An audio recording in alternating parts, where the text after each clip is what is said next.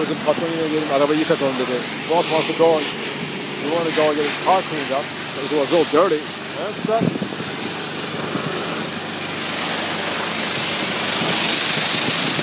What's up, boy?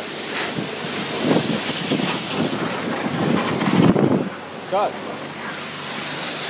He wants to get his car cleaned up. He wants to walk.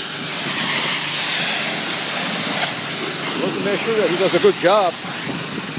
Emin olmak istiyor vallahi. Arabanı iyi temizlensin diye bak. Patron ama diyor buradan petrolcüden memnun. Hiç bakmama gerek yok diyor. Onlar iyi temizlerler diyor.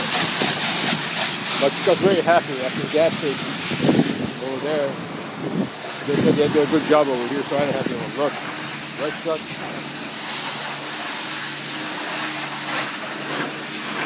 Boy.